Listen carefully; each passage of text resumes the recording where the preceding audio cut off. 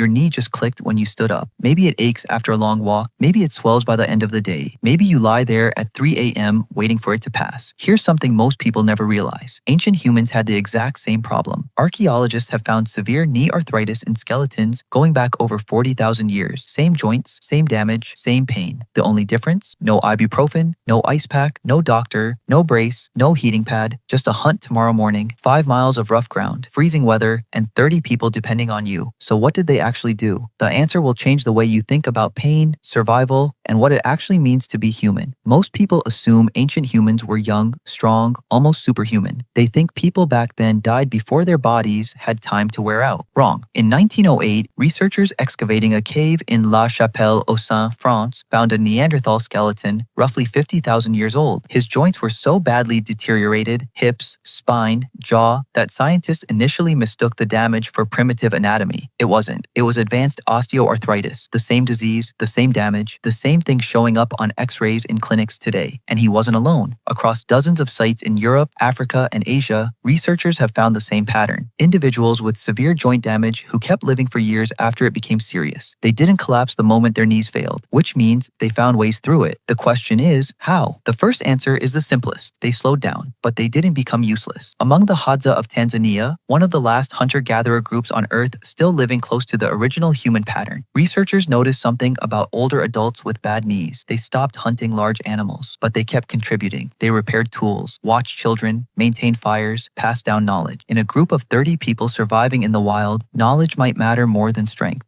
An elder who remembered where water could be found during a drought could save the entire group. Ancient humans didn't abandon the injured. They reassigned them. Because survival was never just physical. It was informational. And information lives in people. But here's where it gets really interesting. Because the body itself began to adapt to the pain. A 2012 study published in the Journal of Pain tracked long-distance runners and manual laborers over several years. Their pain tolerance was measurably higher than sedentary populations. Not because they were tougher, but because their nervous systems had recalibrated around constant physical stress. Pain stops being an emergency. It becomes background noise. Ancient humans probably experienced knee pain very differently than you do. Not less real, but more expected. And then there was fire. Long before the first painkiller was ever made, humans discovered something simple. Warmth helps. Archaeologists excavating Kebara cave in Israel, a site occupied by Neanderthals roughly 60,000 years ago, found layer upon layer of superimposed hearth. Fire built on top of fire on top of fire, in the same spot for thousands of years. Not just for cooking, not just for predators, for relief. Picture this. You've walked 8 miles on swollen, aching knees, uneven ground, freezing air, a full load on your back. You get back to camp as the sun drops, and you sit beside the fire, and the heat slowly reaches your joints. That wasn't comfort. That was the only medicine that existed. Modern science backs it up. Heat increases blood flow, reduces muscle tension, and directly interrupts pain signals in the joint. Your ancestors discovered this 100,000 years before the first clinic opened. But none of that is the most important part. Here's what modern neuroscience only confirmed in the last decade, and what ancient humans seem to have understood all along. Pain is not purely physical. Modern neuroscience discovered something unsettling. Loneliness activates the same pain circuits in your brain as a physical injury. The same circuits, the same signals. And the reverse is also true. Strong social connection measurably reduces pain sensitivity, not as a metaphor, as a biological fact. Now think about how ancient humans lived. You woke up beside other people. You ate beside other people. You worked beside other people. Every night for hours, you sat around a fire beside people who had known you your entire life. Anthropologist Polly Wiesner spent years recording conversations among the Jew/Huanzi Bushmen of the Kalahari, one of the last groups still living close to the original human pattern. She found that adults spent roughly 6 hours per day simply being together, talking, laughing, telling stories. In that world, no one experienced pain alone, not ever. And then there is one skeleton that changes everything. In 1957, archaeologist Ralph Solecki was excavating Shanidar cave in Iraq. Inside, he found the remains of a Neanderthal man who lived roughly 45,000 years ago. His right arm was withered, likely useless from early in his life, possibly from birth. He had severe damage to both legs. Several bones had healed at wrong angles after injuries that should have ended him. There was evidence of a blow to the head that probably left him partially blind on one side. By every harsh rule we tell ourselves about ancient survival